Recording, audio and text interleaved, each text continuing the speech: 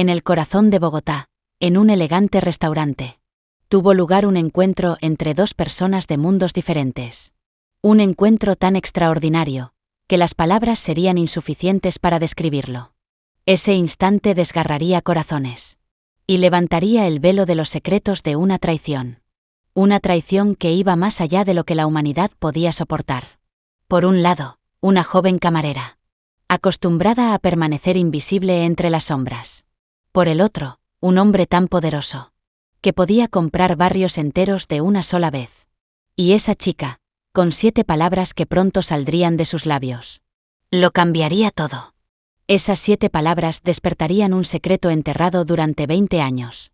Destrozarían una red de mentiras. Y resucitarían un pasado que se creía muerto. Queridos espectadores, sean bienvenidos.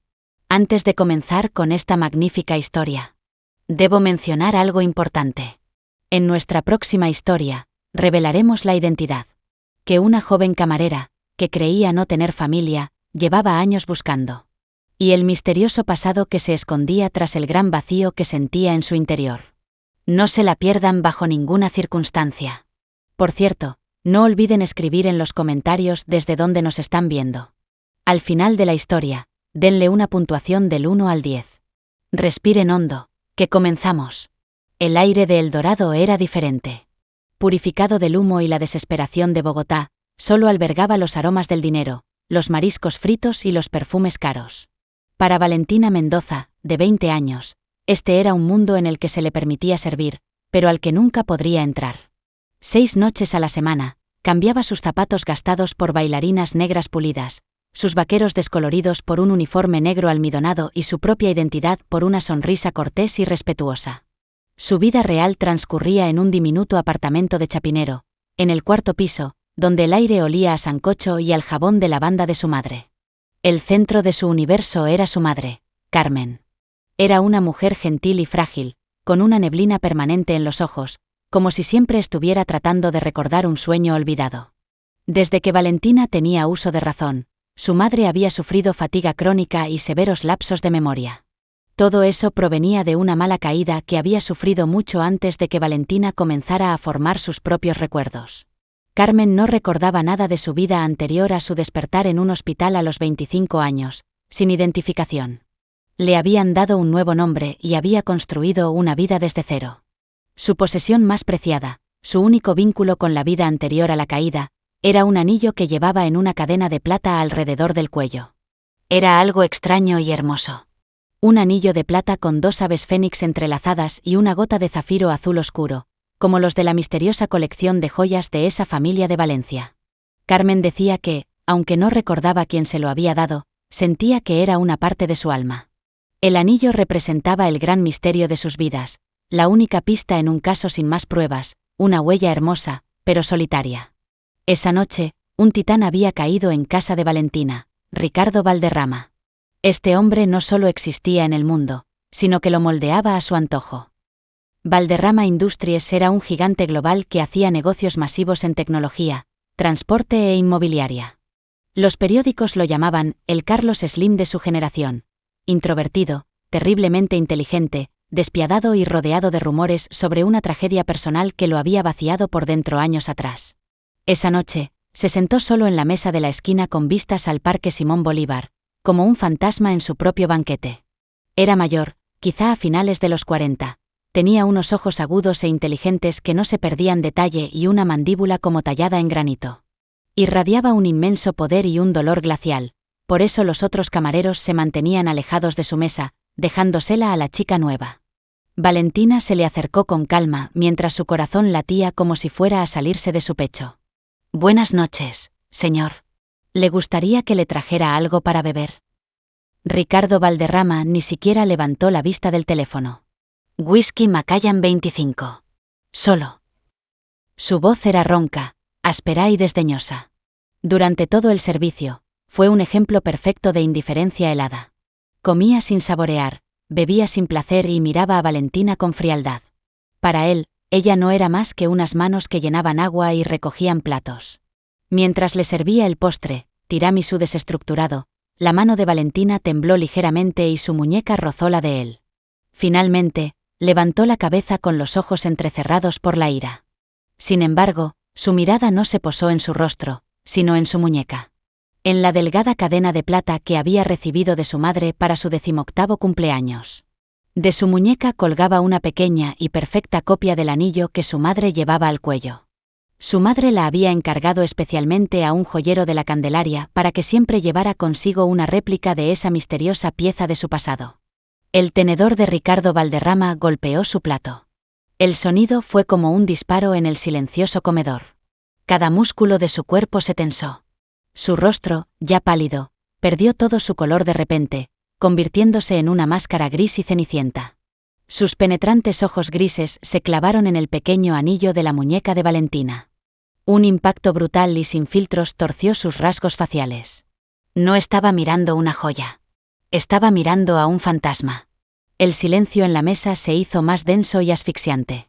Valentina se quedó helada. Su entrenamiento le decía que se disculpara, que se retirara, que volviera a ser invisible.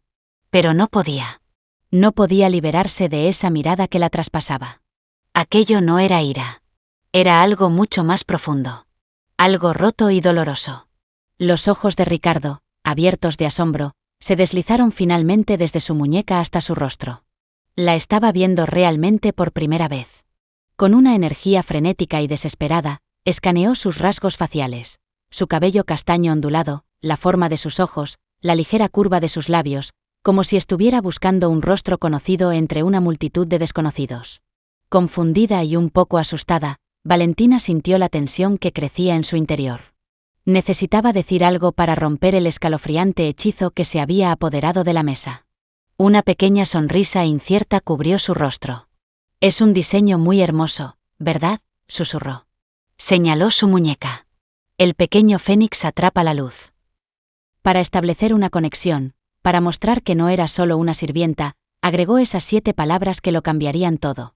«Señor, mi madre también tiene el mismo anillo». Las palabras quedaron suspendidas en el aire como un latido del corazón.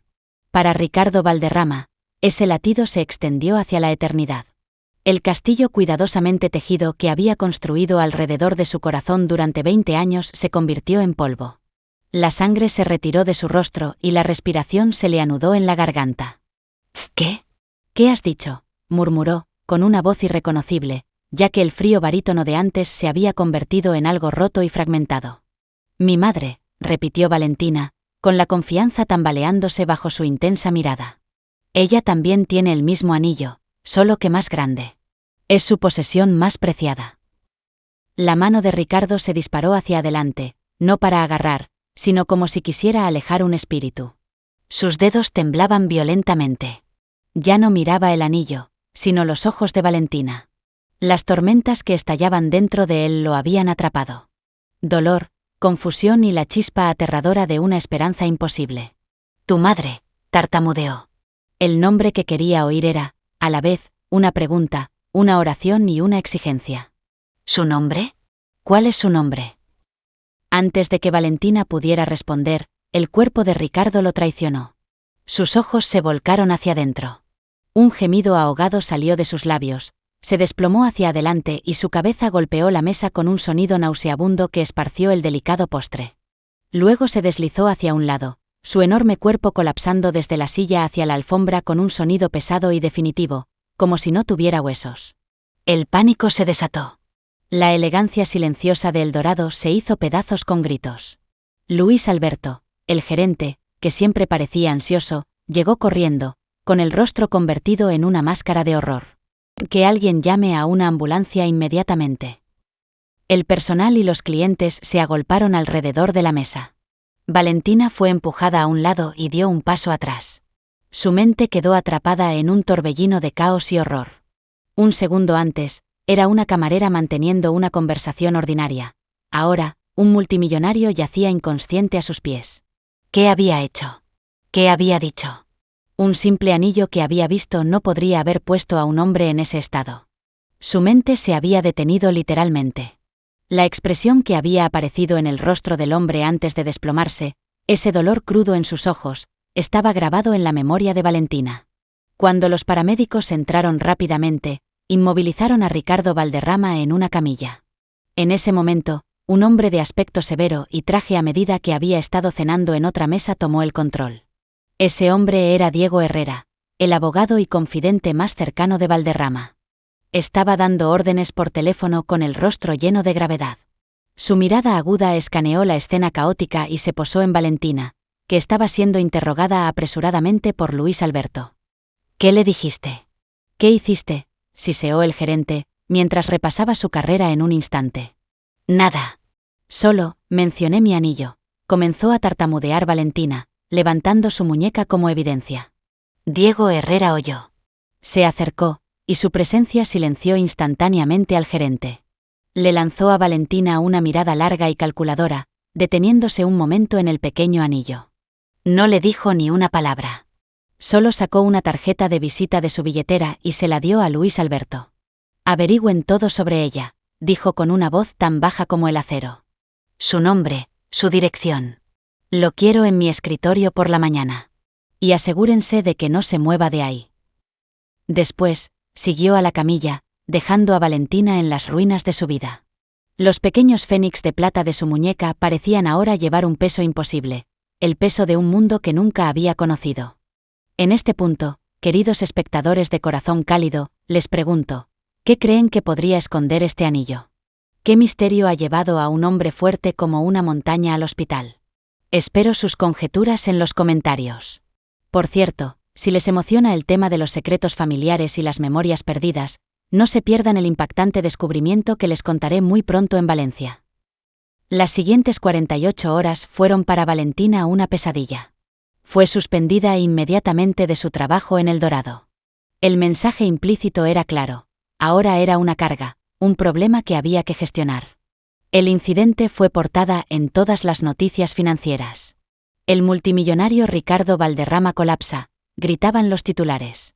Se especulaba sobre estrés laboral y posibles problemas cardíacos. Nadie mencionó a una camarera ni a un anillo. Valentina había sido borrada por completo de la narrativa oficial. Sin embargo, se sentía como la protagonista de un drama que no comprendía. Pasaba los días en el pequeño apartamento de Chapinero cuidando de su madre, Carmen. Para Carmen, el colapso de un multimillonario era como un trueno lejano. Ella prefería el mundo silencioso de sus libros y plantas en macetas. Valentina observaba a su madre, siguiendo las líneas de su rostro familiar, escuchando su voz suave y ligeramente distante, tratando de conciliar a esta mujer frágil con la reacción salvaje del hombre más poderoso que conocía. Era imposible. Carmen Mendoza era una mujer que encontraba la felicidad en una taza de té perfectamente preparada y que cantaba desafinadamente mientras regaba sus violetas africanas. Llevaba el anillo del fénix en una cadena bajo la blusa, guardándolo como un tesoro secreto cerca del corazón. Cuando Valentina volvió a preguntar por el anillo, Carmen solo ofreció una sonrisa triste y melancólica. «No sé de dónde viene, mi amor», dijo, acariciando con los dedos las alas entrelazadas. Pero era lo único que tenía cuando desperté en ese hospital. Era como un ancla. Me hacía sentir como en casa, aunque no supiera dónde estaba ese hogar. El tercer día llegó la invitación. No llegó por teléfono ni por correo electrónico. Un coche negro, elegante y silencioso como una pantera, se detuvo frente al deteriorado edificio de apartamentos donde vivía. Un chofer uniformado llamó a su puerta, sosteniendo su gorra en la mano. Le informó cortés, pero firmemente, que el señor Herrera quería verla y que no se trataba de una petición, sino de una convocatoria. El viaje al centro de Bogotá fue como pasar a otra dimensión. El aroma de los asientos de cuero era nuevo y costoso. El ruido de la ciudad se había convertido en un murmullo lejano. Valentina se sintió pequeña y fuera de lugar. Su viejo cardigan contrastaba marcadamente con el mundo pulido en el que se encontraba. En lugar de llevarla a una oficina, la subieron al piso superior del hospital privado más exclusivo de Bogotá. Un lugar donde los ricos se recuperaban en habitaciones como suites de hotel. Diego Herrera la recibió en el ascensor. Era alto, impecablemente vestido y poseía la inquietante calma de un hombre que gestionaba crisis de miles de millones de dólares antes del desayuno. «Señorita Mendoza», dijo con voz neutra. «Gracias por venir. El señor Valderrama ya está despierto. Quería verla». La condujo por un pasillo silencioso y alfombrado hasta unas grandes puertas de madera. Un guardia de seguridad permanecía erguido fuera. Aún está débil, advirtió Herrera. Los médicos lo han estabilizado. No ha sido un ataque cardíaco. Fue un shock. Shock severo, psicológico. El corazón de Valentina latía contra sus costillas. No entiendo. ¿Qué hice? Herrera se detuvo y la miró con su mirada analítica. Eso es lo que esperamos averiguar.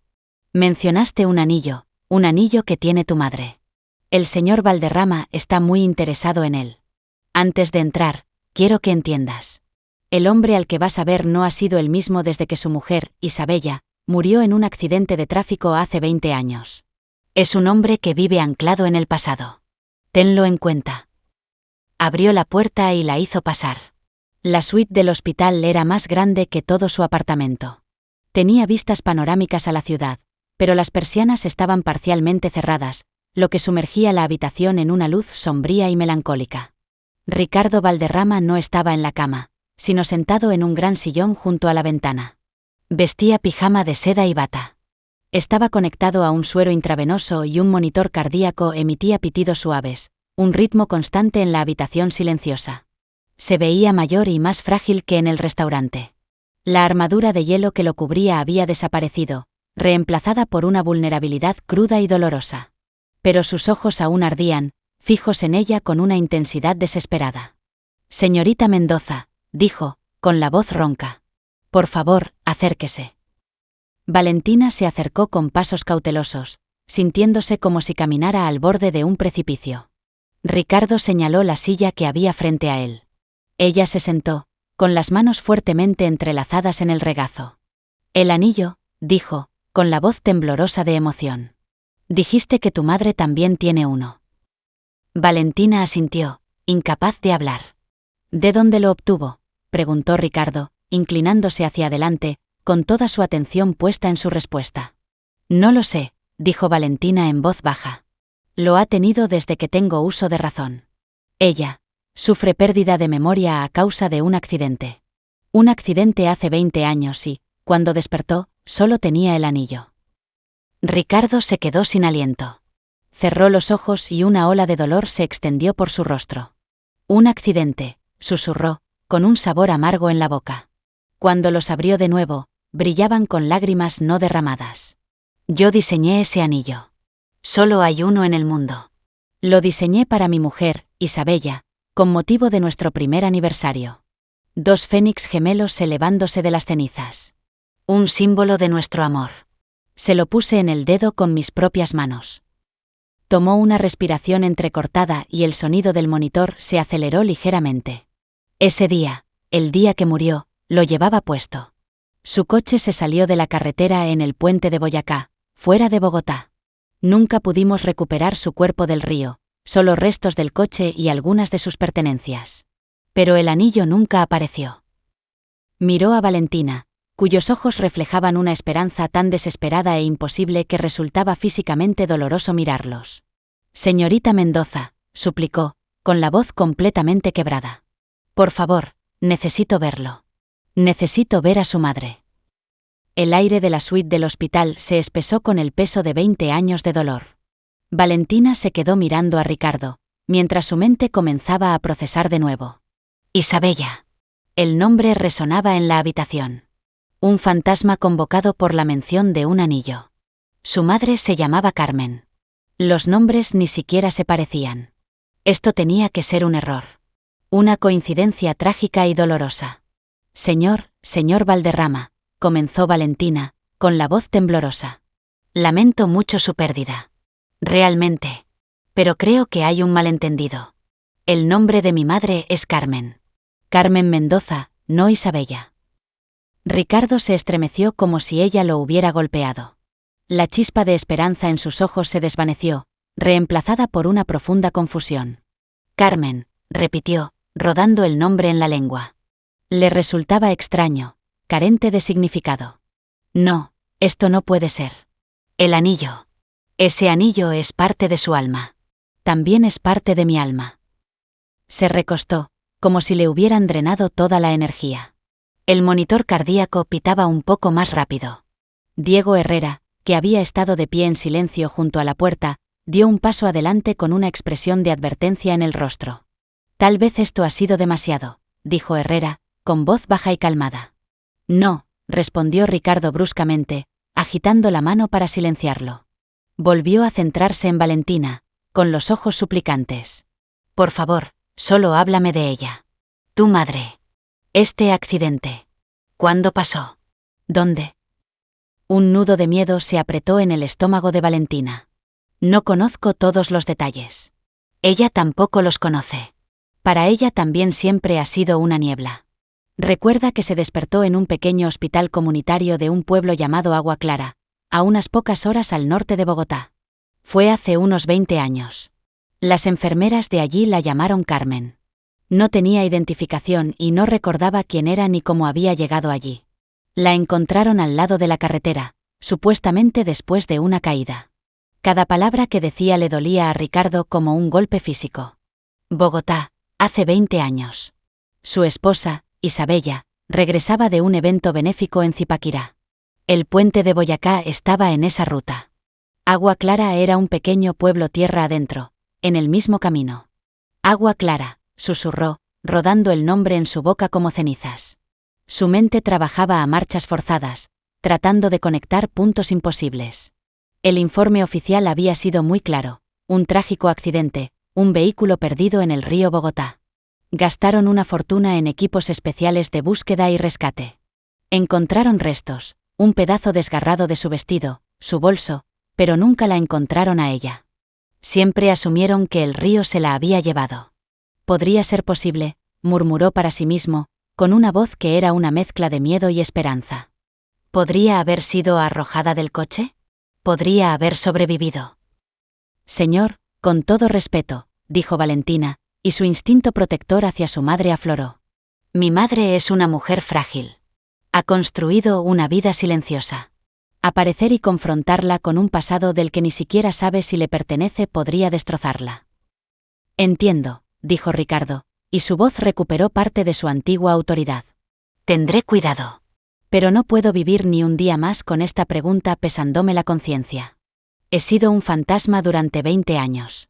Justo como en una historia que leí, donde Valencia también vivió como esa madre durante 25 años. Me he convertido en medio hombre. Si hay aunque sea una posibilidad entre 1000 millones de que la mujer que te dio la vida sea la misma que me la dio a mí, tengo que intentarlo. Miró a Diego Herrera. Diego, averigua todo lo que puedas sobre el Hospital Estatal de Agua Clara.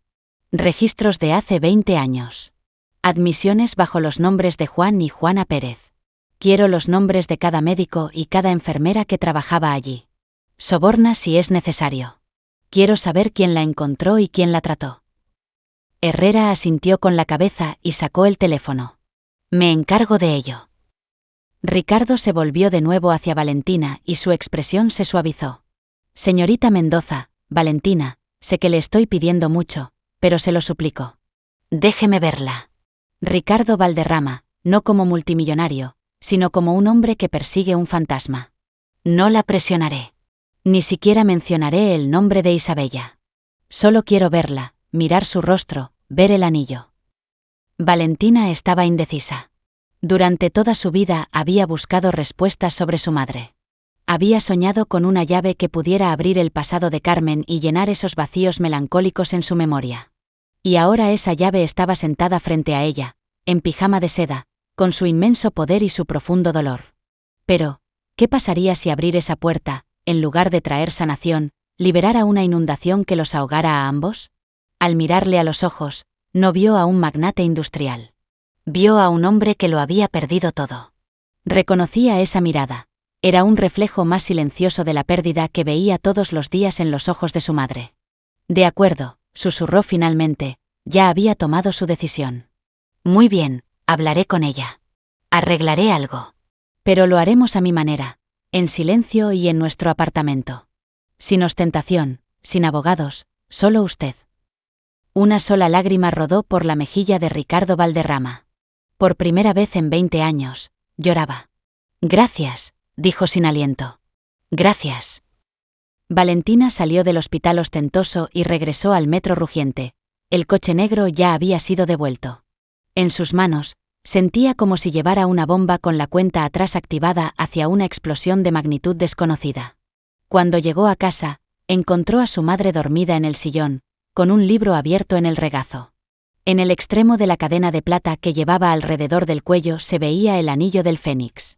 Valentina, obsesionada con encontrar respuestas, comenzó a buscar en el pequeño apartamento cualquier pista de aquella época. Detrás del armario de su madre, bajo unas mantas viejas, encontró una pequeña caja de zapatos desgastada. La había visto antes, pero había respetado la privacidad de su madre. Ahora había llegado el momento de abrirla. En su interior había objetos descoloridos, una flor seca, un billete de autobús a Bogotá y, en el fondo, un pequeño sobre amarillento. Lo abrió con los dedos temblorosos. Dentro había dos cosas. La primera era una fotografía Polaroid descolorida.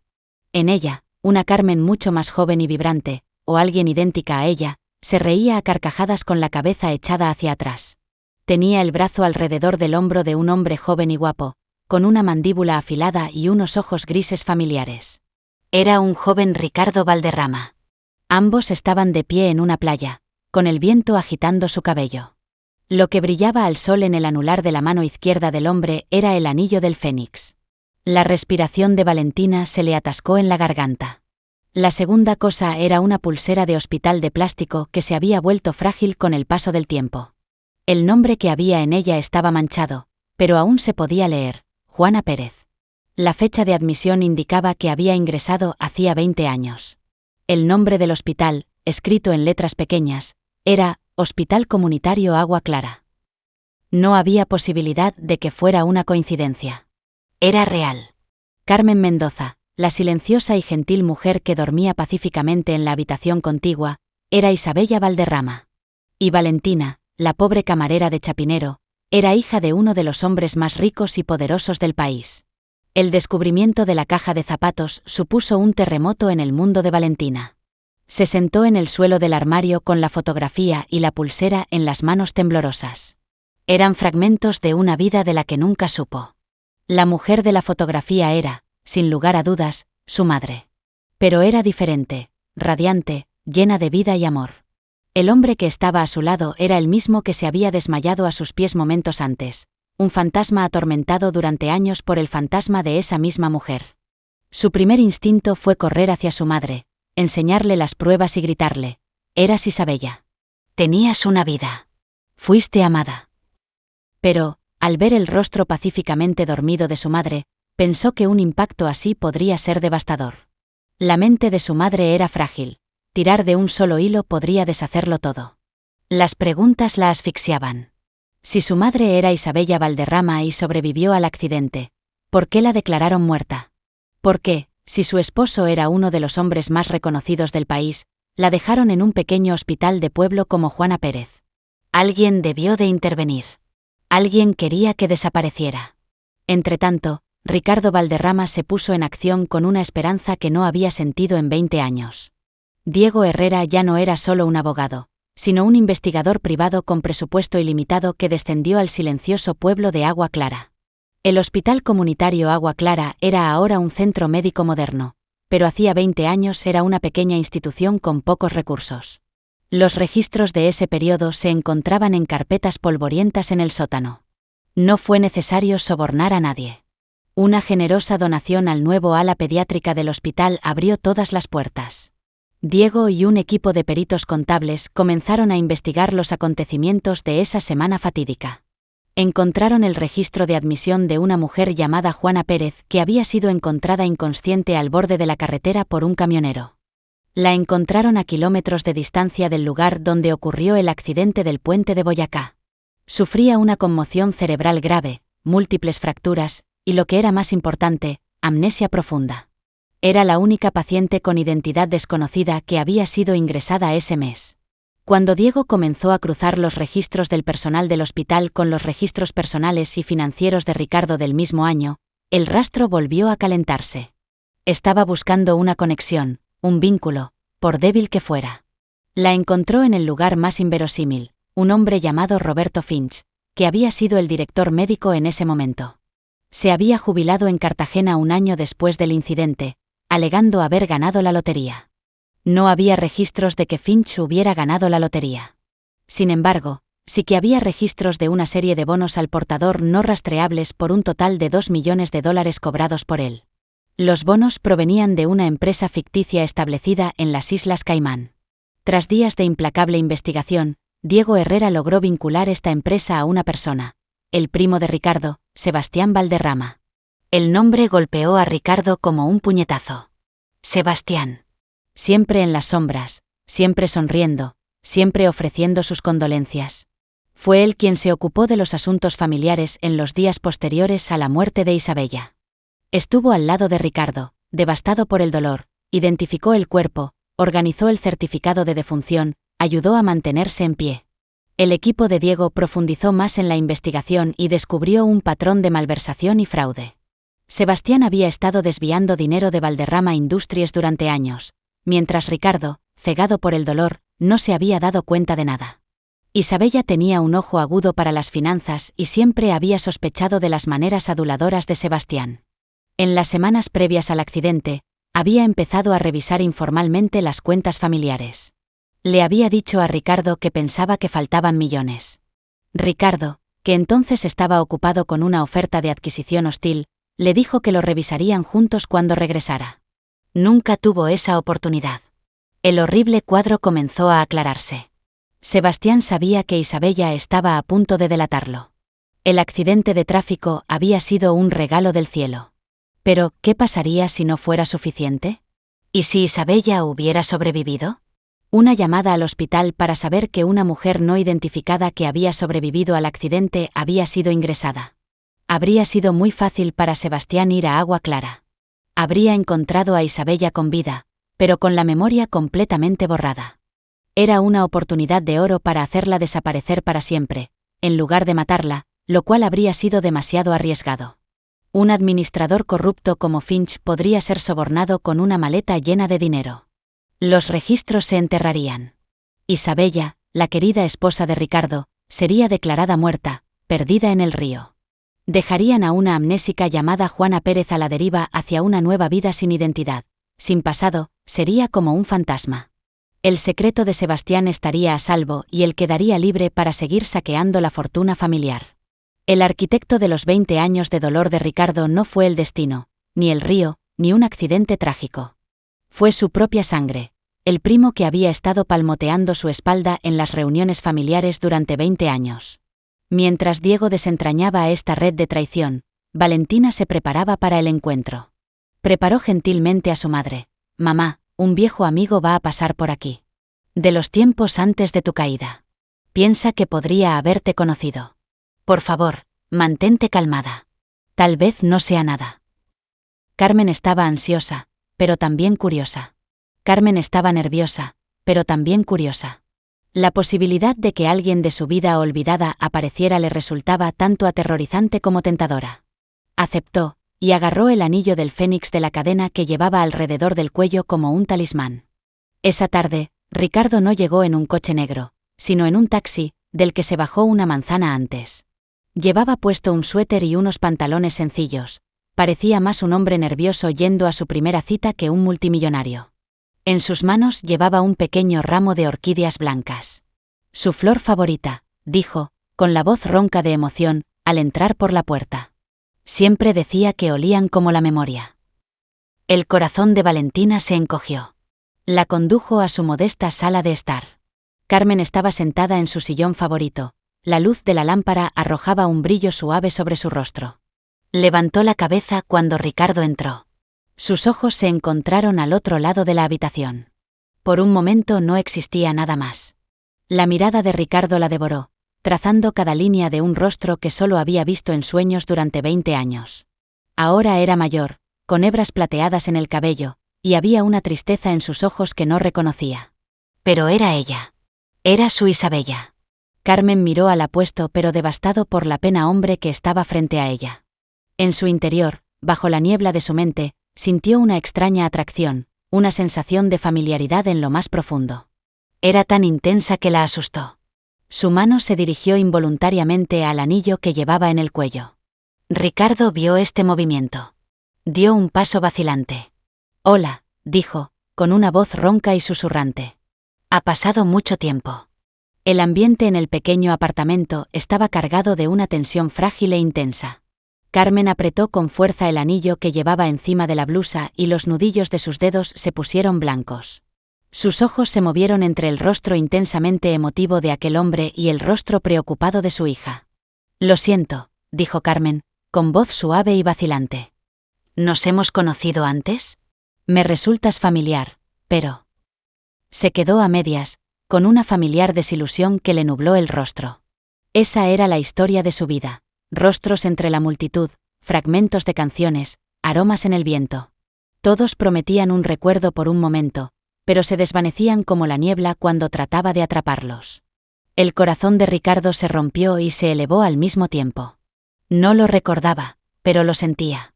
Eso era suficiente. Siguiendo las reglas de Valentina, reprimió la ola emocional que amenazaba con tragárselo. Me llamo Ricardo, dijo, dando otro paso lento hacia la habitación. Extendió el ramo de orquídeas. Me dijeron que te gustan estas. Carmen miró las delicadas flores blancas y una sonrisa sorprendida, pero genuina, apareció en sus labios. Tomó las flores y sus dedos rozaron los de él. Se las llevó a la nariz, respiró profundamente y cerró los ojos por un momento. Son hermosas, murmuró. Su aroma, como una tarde de verano junto al agua. Era un recuerdo tan tenue que ni siquiera estaba segura de si era real. Levantó la mirada hacia él, frunciendo el ceño. ¿Cómo supiste esto? Una suposición afortunada, mintió suavemente Ricardo, sin apartar la mirada de su rostro. Valentina trajo un jarrón para las flores. Lo colocó con movimientos silenciosos y cuidadosos, tratando de no alterar este delicado equilibrio. Ricardo se sentó en el viejo sofá que había frente a la silla de Carmen. Entre ellos se abrió un espacio que era tanto íntimo como vasto. No exigió nada. Simplemente comenzó a hablar. No habló de Isabella Valderrama, la esposa del billonario, sino de una joven mujer a la que conoció una vez. Habló de su espíritu obstinado, de su terrible voz para cantar, que insistía en compartir, de su amor por las películas en blanco y negro y de cómo se reía hasta llorar con las bromas más tontas. Habló de un viaje a la costa caribeña y de un desastroso intento de hacer sancocho desde cero que terminó con toda la cocina cubierta de harina. Describió una tarde silenciosa en Cartagena viendo el atardecer. Ese día le había dado un anillo con forma de 2 fénix, como promesa de que su amor renacería sin importar las dificultades a las que se enfrentaran. Con cada historia, pintaba un cuadro de quién había sido esa mujer. Valentina sintió un nudo en la garganta mientras miraba a su madre. Carmen escuchaba con atención, entregándose por completo, con la cabeza inclinada. No se retraía por miedo ni se sentía confundida. Por el contrario, una extraña paz se asentaba sobre ella. Las historias que contaba este hombre le parecían más reales que los 20 años borrosos y fragmentados que había vivido como Carmen Mendoza. Ese anillo, susurró Carmen finalmente, mirando el amuleto que sostenía firmemente sobre su pecho. El hombre que le dio ese anillo a ella debe de haberla amado mucho. Más que a su vida, dijo Ricardo, con la voz entrecortada por las lágrimas. Todavía lo hace. De repente, los ojos de Carmen se abrieron ligeramente. Miraba más allá de Ricardo, hacia una pequeña fotografía enmarcada que había en el estante. Era una foto de Valentina a los 5 años, el día de su primer día de colegio. «Tienes una hija», dijo Ricardo, siguiendo su mirada. «Es maravillosa. Has hecho un trabajo perfecto». «Es todo mi mundo», dijo Carmen, con la voz llena de amor puro e inquebrantable. Cuando desperté sin recordar nada, me sentía vacía por dentro. Pero cuando supe que la estaba esperando, me dio una razón para vivir. Se convirtió en mi memoria. Con ella, la vida echó anclas de nuevo. La palabra, anclas, golpeó a Ricardo. Había usado la misma palabra cuando le explicó el significado del anillo a Valentina. En ese momento lo entendió. Isabella había sobrevivido, embarazada y sola. Había dado a luz a su hija y la había criado en ese pequeño apartamento, volcando todo el amor que había perdido en la única cosa preciosa que le quedaba.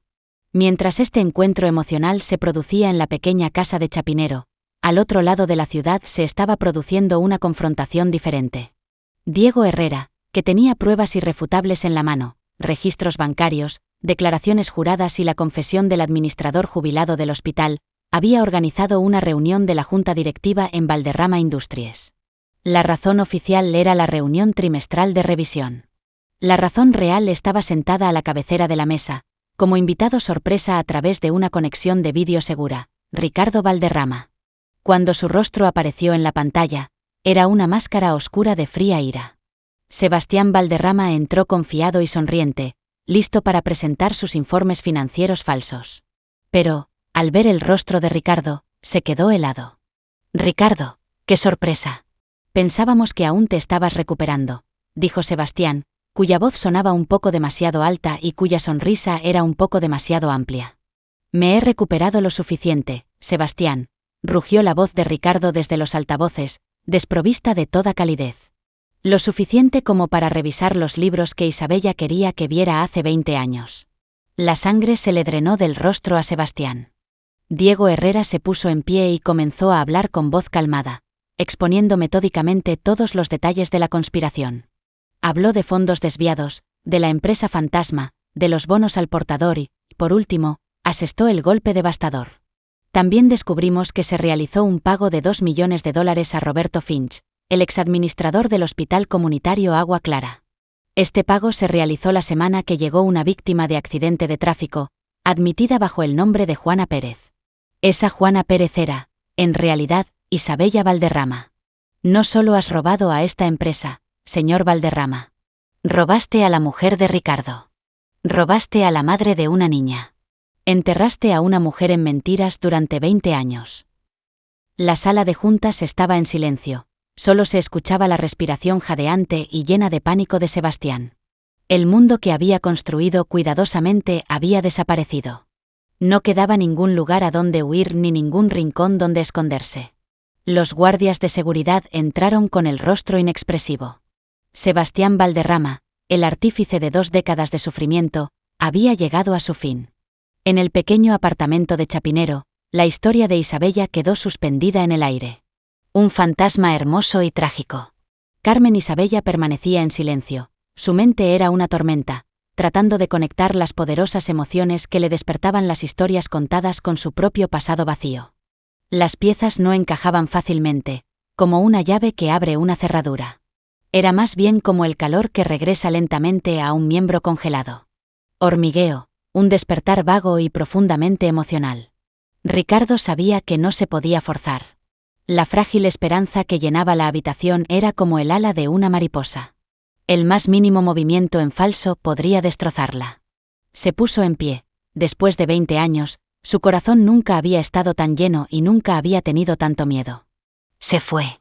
He tomado suficiente de tu tiempo, dijo, con una voz que era un susurro crudo y ahogado por la emoción. Gracias por escuchar las historias de un viejo. Se dirigió hacia la puerta, un movimiento que le resultó tan pesado como un acto físico. Dejarla una vez más, aunque solo fuera por una noche, le parecía una traición. Cuando extendió la mano hacia el pomo de la puerta, Carmen habló. Su voz era pequeña, pero clara, y cortó el silencio. La canción. Ricardo se quedó paralizado, de espaldas a ella, con todos los músculos tensos. ¿Qué canción?, preguntó, sin atreverse a darse la vuelta, temeroso de albergar demasiada esperanza. La canción que tarareaba cuando no podía dormir, dijo Carmen, con la mirada perdida en un punto que solo ella podía ver. Era la nana que le cantaba a su madre. A veces se la canto a Valentina. Nunca supe de dónde venía. Simplemente estaba dentro de mí. Comenzó a tararearla lentamente. Era una melodía sencilla y encantadora, un poco desafinada, pero llena de ternura ancestral. Para Ricardo Valderrama, el mundo se desvaneció. La pintura descascarillada del apartamento, el gemido de una sirena de la ciudad a lo lejos e incluso el aire que llenaba sus pulmones desaparecieron. Todo desapareció. Lo único que existía era esa voz. Esa melodía era la que su madre le tarareaba cuando luchaba contra las pesadillas de la infancia. La melodía que Isabella le susurró al oído durante su luna de miel. Un lenguaje secreto de consuelo transmitido de generación en generación. Nadie más en el mundo la conocía. Se dio la vuelta lentamente, con el rostro como un lienzo de puro y destilado asombro. Esta no era una historia que él hubiera contado. No era un recuerdo que hubiera compartido. Era una prueba. Era su alma la que hablaba, una voz que saltaba por encima de los caminos rotos de su mente. Cruzó la habitación en 2 pasos, mientras las lágrimas que creyó ya secas corrían libremente por su rostro. Se arrodilló frente a su silla. El movimiento fue instintivo, un acto de reverencia y rendición. No la tocó. Solo la miró. Su corazón se desbordaba con el dolor de los años perdidos y la alegría exultante de ese momento perfecto e irrepetible. Isabella, dijo, susurrando su nombre por primera vez, no como una pregunta, sino como una declaración, como una oración que finalmente y de forma imposible había recibido respuesta. El nombre se posó sobre ella, no como un impacto, sino como un consuelo. Se sentía correcto, como ponerse un abrigo favorito olvidado. Como regresar a casa. Extendió su mano temblorosa y, con gentileza y vacilación, tocó la mejilla llena de lágrimas de Ricardo. Sintió el calor de su piel, él era real. En ese momento, en esa melodía compartida, 20 años de separación se desvanecieron como si no hubieran existido. Su memoria factual no regresó. Los médicos dirían más tarde que el trauma había dañado permanentemente esas conexiones neuronales. Pero su corazón sí lo hizo. La profunda verdad emocional de su amor había emergido finalmente de la niebla. La historia de esperanza. Traducción al español.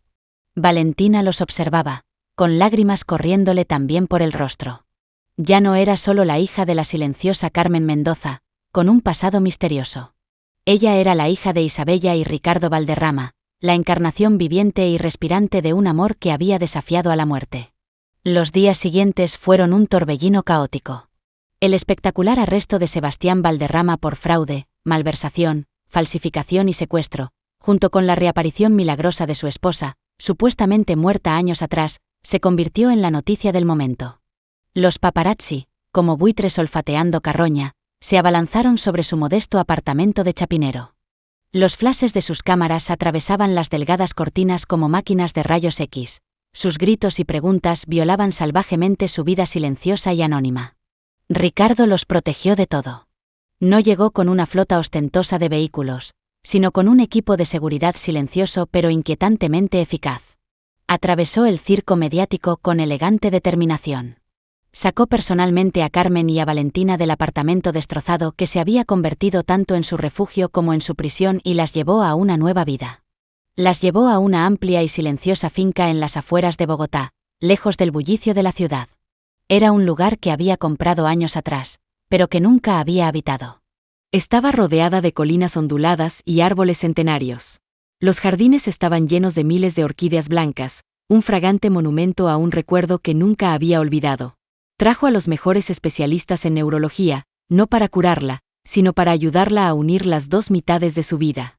Su explicación fue la siguiente: Carmen Mendoza no era una mentira, sino una identidad real que su mente había construido pacientemente para sobrevivir a un trauma inimaginable. El objetivo no era borrar a Carmen, sino integrarla con el fantasma de Isabella. Tras un largo proceso de reflexión, eligió llamarse Esperanza, un nombre que hacía las veces de puente entre las 2 mujeres. Para Valentina, esta transformación era incomprensible. Pasó de administrar cuidadosamente el dinero del mercado a tener un chef personal que le preguntaba por sus preferencias dietéticas.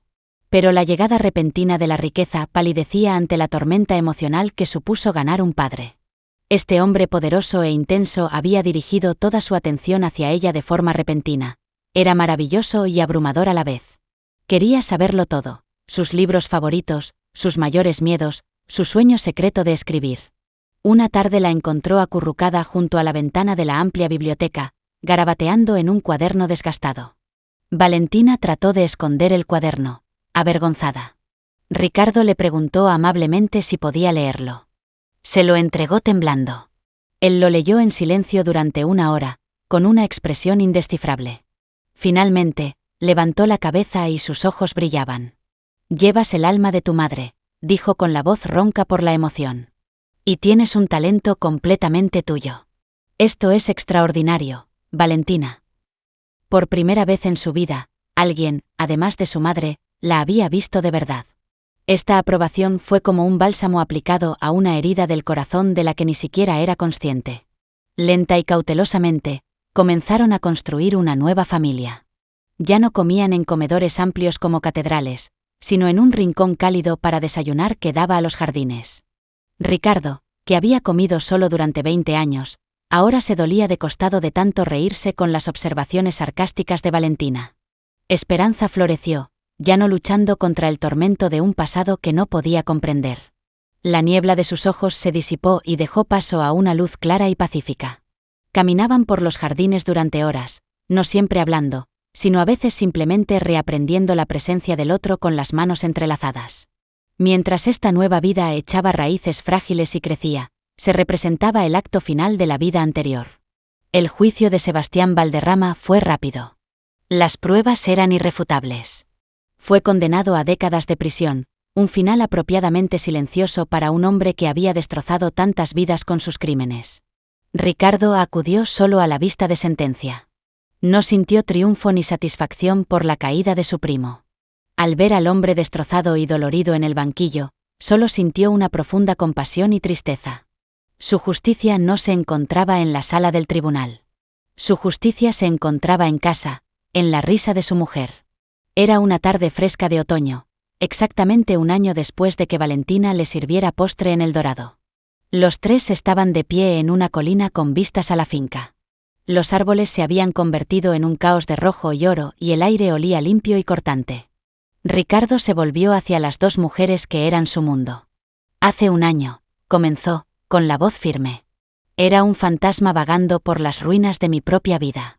Pensé que lo había perdido todo, pero estaba equivocado. La mejor parte de mí estaba a salvo. La mejor parte estaba contigo, Valentina. Miró a su hija con amor en la mirada. Tú fuiste su ancla. Mantuviste su alma a salvo hasta que encontré mi camino de regreso.